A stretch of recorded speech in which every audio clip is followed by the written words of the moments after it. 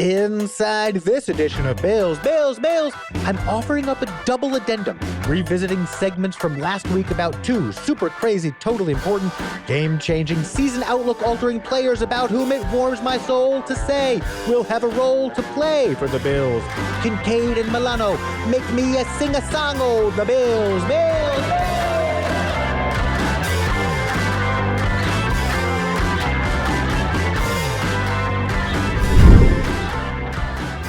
Micah Hyde played just 2 games after suffering a neck injury during the Bills' Week 2 41-7 win over the Titans on September 19th, 2022. Jordan Poyer made his first Pro Bowl in 2022.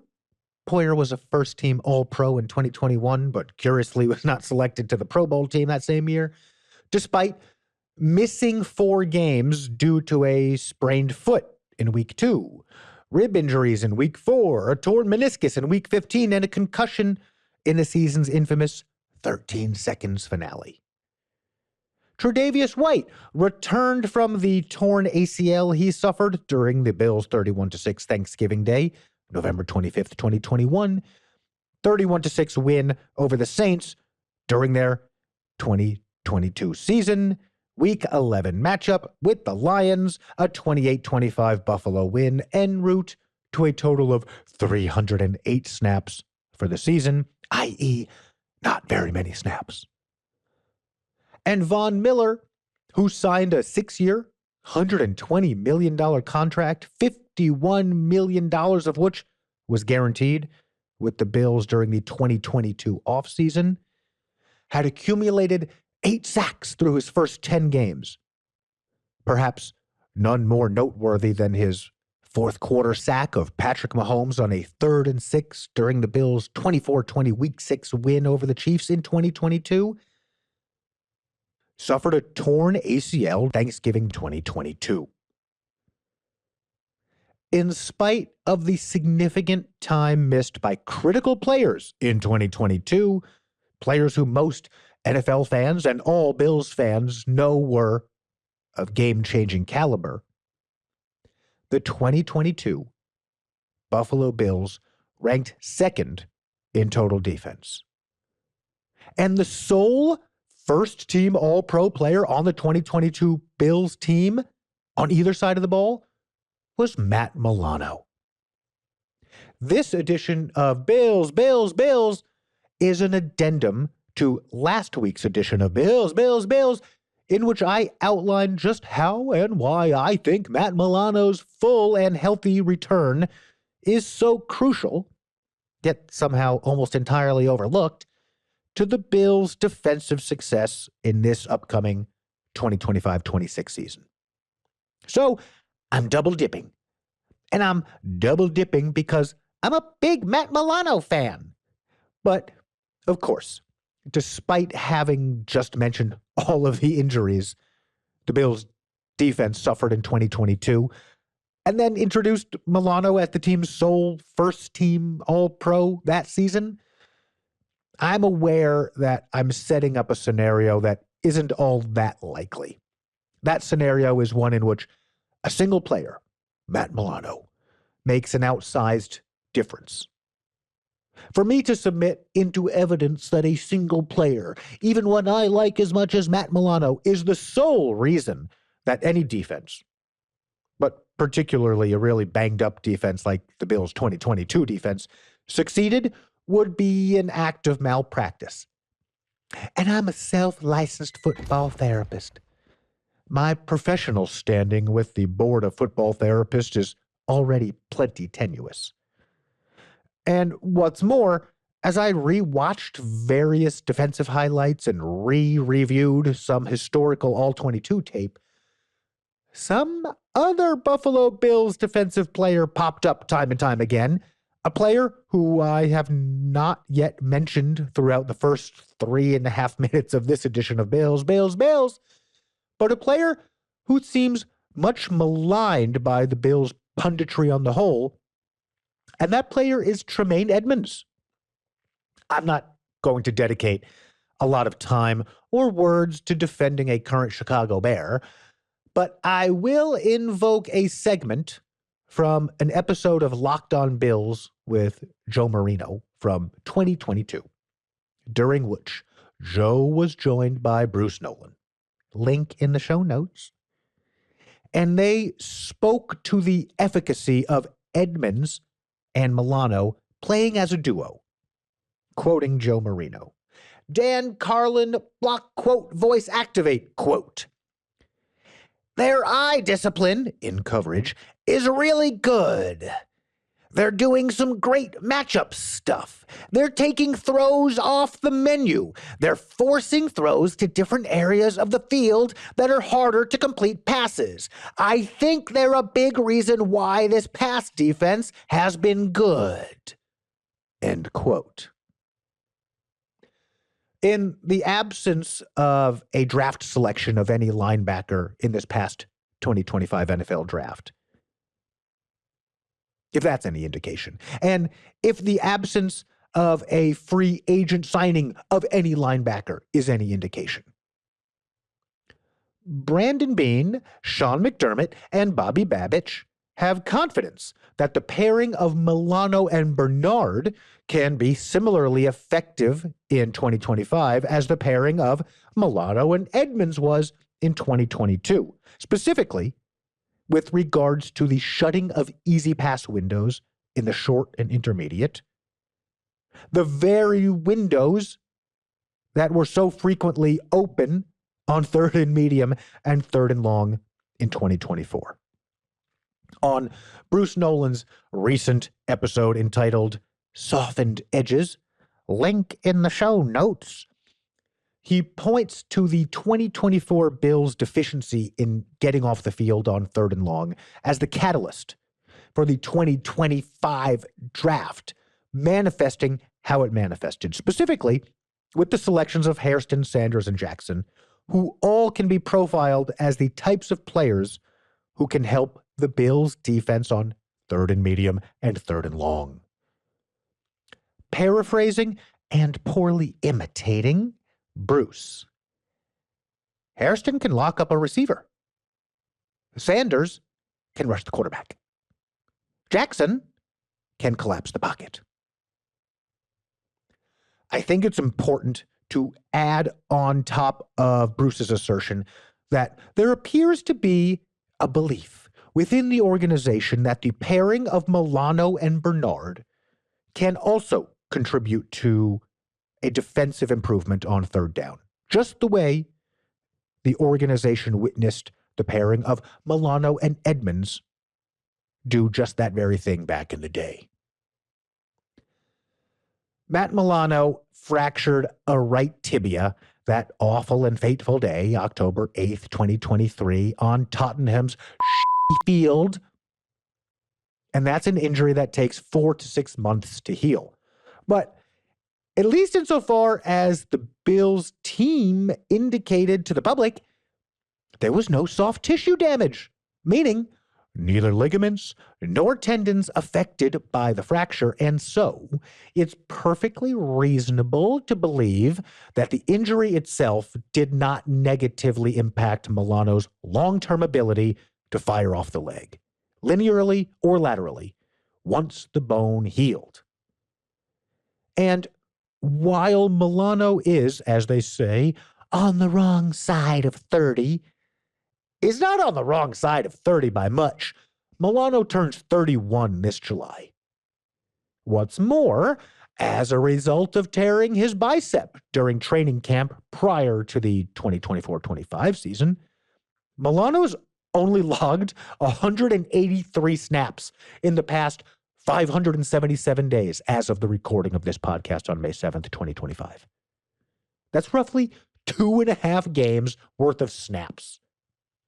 So, while holding one's breath is really never advisable, to believe that Matt Milano could come back and be 100% Mint Milano, like the 2022 first-team All-Pro Mint Milano, is miles away from the most outlandish belief one might hold. Also, miles away from the most outlandish belief one might hold is the belief in a recently maligned and also recently banged up player on the other side of the ball in Dalton Kincaid. I spoke about Kincaid quite a bit in both of last week's big editions of Bills, and last week's mini edition of Bills, doing so in the latter through the lens and prism of Brandon Beane's outburst on WGR regarding the perception that he, Brandon Beane, hasn't given Josh Allen enough offensive weaponry. And today, in about 75 seconds, I'm going to double down on my assessment that Brandon Beane has indeed, given Josh Allen enough weaponry. And one of those impressive weapons in the arsenal is Dalton Kincaid. And I'm going to bring us full circle after doubling down on my confidence in a Kincaid bounce-back year by getting you all sorts of pumped up about my 2024 draft crush, Javon Solomon, and explain how his projected development helps me sleep a little easier at night in the wake of the Bills passing on my 2025 draft crush, Donovan Ezeraku, twice during this recently passed 2025 NFL draft. And I'm going to do all that after this musical interlude.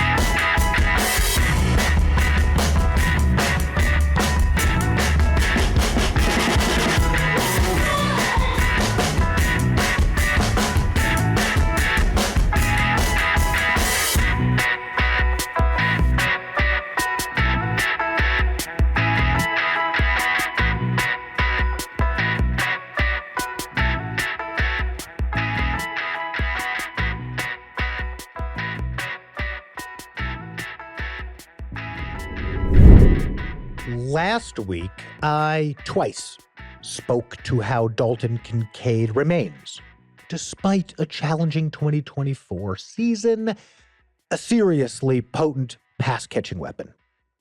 To summarize what I said, one could argue that Dalton Kincaid was a better college tight end than Brock Bowers, and that person shouldn't get laughed at.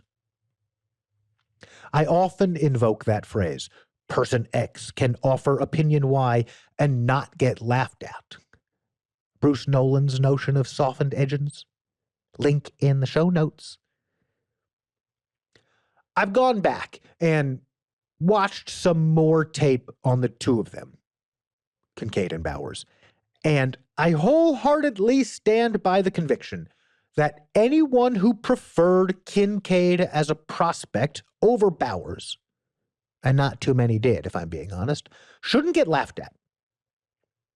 Kincaid's body control, his tracking ability on deep balls, and his hand strength at the catch point, particularly on contested catches, were all out of sight in college.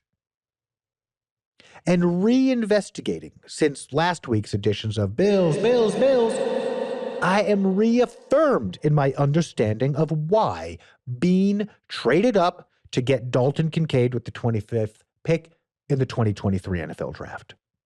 Kincaid is a uniquely talented receiving tight end. And guess what, haters?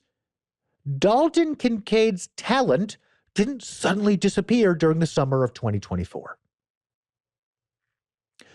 Returning from a retrospective on Kincaid, the college prospect, to Kincaid, the second-year player for whom we all had such high hopes in 2024, Joe Marino, prior to the start of last season, predicted 90 catches, over 100, I had to say 100, I did say 100, over 900 receiving yards, and 8 touchdowns for Kincaid in 2024.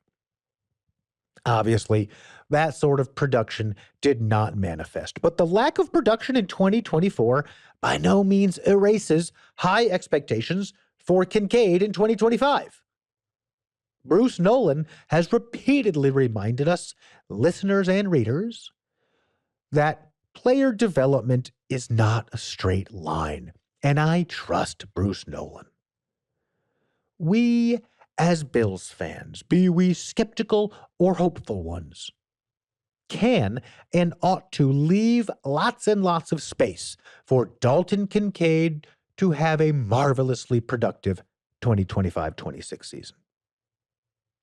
And though I designed this edition of Bills to focus on Matt Milano, my perspective on his potential contributions to the 2025 Bills defense and the ripple effect of those contributions, I return to a review of, and soon a prediction for, Dalton Kincaid because I share Sean McDermott's dream of a perfect suite of complementary football. All good complementary football. And here's how I see that dream of complementary football manifesting. Kincaid is a deep threat. Of Kincaid's 11 deep targets, those are targets of 20 or more air yards, during his senior year at Utah, a number of targets, by the way, which ranked second most among all tight ends in the country in 2022, Kincaid hauled in 6 of them. And of those 11 deep targets, another 6 of them were contested catches. And of those 6 contested catches, Kincaid pulled in 4. I can't speak for you, well, except that I can because I have the microphone, but when I see statistics that include numbers like 11 targets and 6 catches, I feel like I've been inadvertently sprayed by a tangled hose of indifference. But then I realize that 11 deep shots equates to something like once a game. And considering that Josh Allen attempted the most deep balls, that is, passes of 20 or more air yards, last season, throwing 87 deep balls, roughly 4 or 5 a game, boy, oh boy, would it be nice to have a player like Dalton Kincaid who has a track record of catching those deep balls. And guess what, Bills Mafia?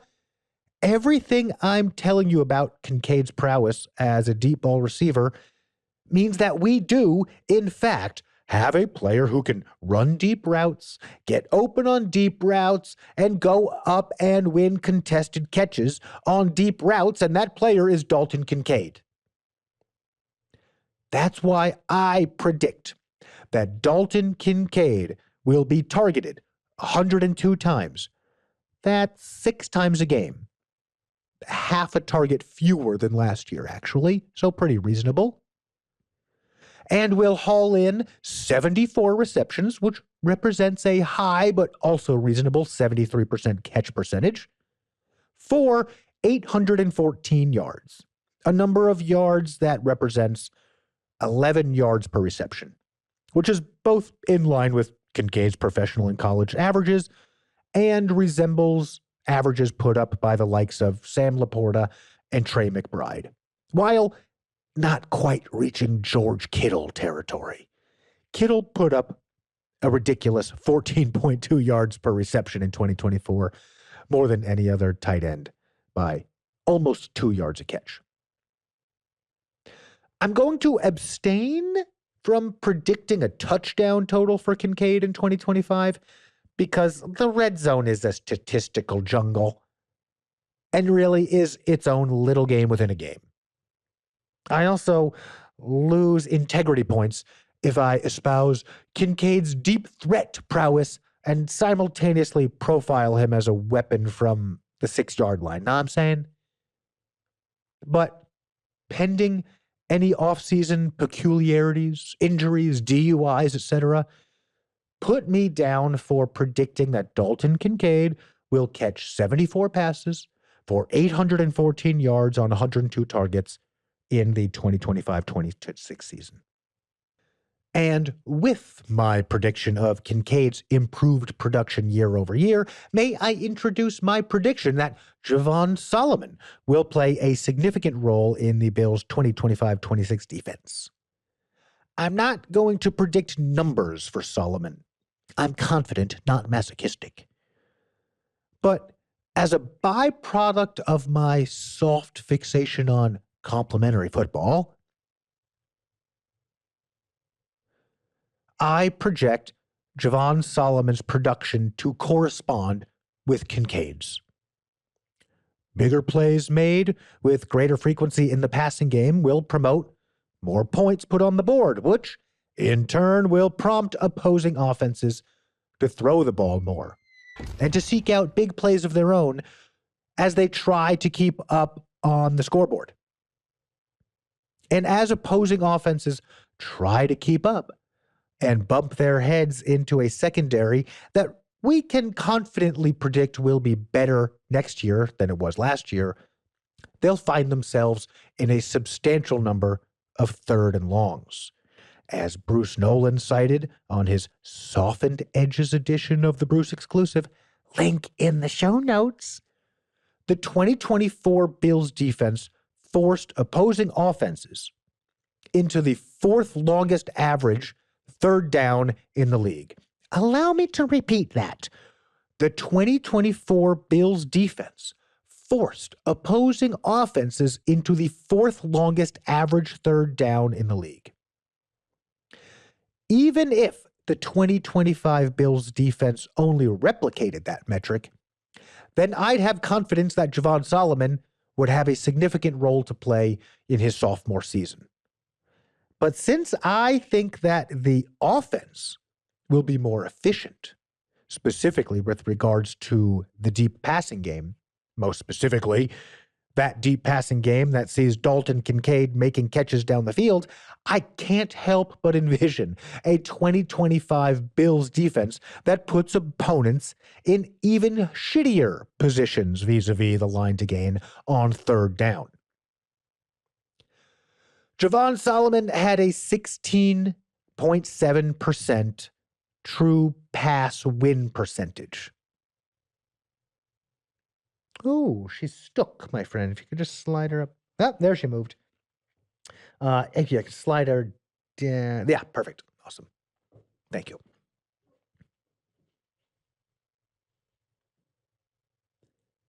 Javon Solomon had a 16.7% pass rush win percentage as a rookie, a pass rush win percentage that ranked fifth among rookies who rushed the passer at least 90 times, just 0.2 of a point behind Leatu Latu, the 15th overall pick in the 2024 draft, who we can all agree had a very good rookie season. Now, the likelihood that Solomon sees enough action to record, say, double-digit sacks is a limited likelihood. But I certainly wouldn't be surprised if he was on the field for roughly 200 of the roughly 600 pass rush sets the Bills are likely to roll out next year. A.J. Epinesa saw 401 pass rush snaps in 2024. I would not be surprised to see Epinesa get traded for a draft pick, thus saving the team somewhere in the range of $6 million against the cap this year. Nor would I be surprised to see, if Epinesa does not get traded, roughly 100 of Epinesa's pass rush snaps handed over to Solomon, as it sure as hell seems that Bean and McDermott are dedicated to getting after the quarterback this year. And Solomon's better at getting after the quarterback than Epinesa. Of course, Joey Bosa is going to get his pass rush snaps. But, of course, there's a strong likelihood that McDermott will want to limit Bosa's total snap count substantially, particularly throughout the regular season. And, of course, Landon Jackson is going to get his pass rush snaps, but he profiles much more as an early down defensive end, particularly as a rookie. And, well, he's a rookie. He's going to have to earn his snaps. And of course, Michael Hoyt is going to have his role to play on true passing downs, but that role won't be defined until week 7 at the earliest because of his suspension, and there's nothing to indicate that Hoyt's role will be consumptive of Solomon's potential role. And, of course, Greg Rousseau is probably going to rush the passer roughly 537 times this year, like he did last year. And so, while I've just laid out 4 very good reasons to expect Solomon's role to be limited by virtue of his positioning on the depth chart, the production that he had in a limited rookie role supports a projection wherein McDermott and Bavich carve out a meaningful role for him. A meaningful role that could see Solomon cannibalize some pure pass rush snaps from Rousseau. Could see Solomon take some pure pass rush snaps from Joey Bosa, depending on the matchup. Could see Javon Solomon steal away some pass rush snaps from Hoyt, from Jackson, and from Epinesa if he's still on the team. And though it's been said that it's the hope that kills you, it's the hope that kills you. This is a hill on which I'm willing to die. At least until a safer hill, a hill that might offer greater Twitter engagement becomes available. And that's the hill on which Javon Solomon plays an integral part in the Bills' improved third down defense by playing a meaningful number of snaps and producing with pressures, real pressures, not just those marked as pressures by Pro Football Focus based on statistical technicality, and with sacks during those pure pass rush snaps. And it's that hope, that confidence, that evidence-based projection in Javon Solomon's potential contribution to the Bills' third down defense that is currently helping me sleep at night after Brandon Beane passed on drafting my 2025 NFL draft crush, Donovan Ezeraku, not once, but twice. I was leaping for joy, biting my Bills hat, so as not to fall into an epileptic fit or whatever biting a hat does, when I saw Ezeraku still on the board as our pick at 30 came up. So you can imagine the pigeon in the snow circles I walked once Beane again passed on selecting Ezeraku after trading up for Chicago's 41st pick. I thought, or at least really hoped, that Beane had traded up for Ezeraku. I am now follement amoureux de TJ Sanders, madly in love with TJ Sanders. Love the pick, love the prospect, love the profile. But for about half an hour on April 25th, I was accablé de tristesse, because when I studied Donovan Ezeraku's tape, I see Von Miller. When I look at Donovan Ezeraku's measurements and measurables, I see Von Miller's. When I envision, present tense, because I still do mock drafts in which the Bills select Donovan Ezeraku bending the edge and sacking the quarterback, I see Von Miller against the Chiefs on 3rd and 6, with 6:24 remaining in the fourth quarter in Kansas City on October 16th, 2022. If you want to get after the quarterback on 3rd down, sure, I can be convinced that TJ Sanders or some other talented defensive tackle can get home. I can be convinced of that. But I don't think you can convince me that TJ Sanders or some other talented defensive tackle can get home with the consistency that a Donovan Ezeraku can. I'm fully prepared to be proven wrong, being proven wrong is the best way to learn, after all. Tell me not to play with Dad's pocket knife while on the phone with his executive assistant. Or should I just play with Dad's pocket knife while on the phone with his executive assistant? I was wrong to play with Dad's pocket knife. I learned that quickly, and I ain't never forgot it.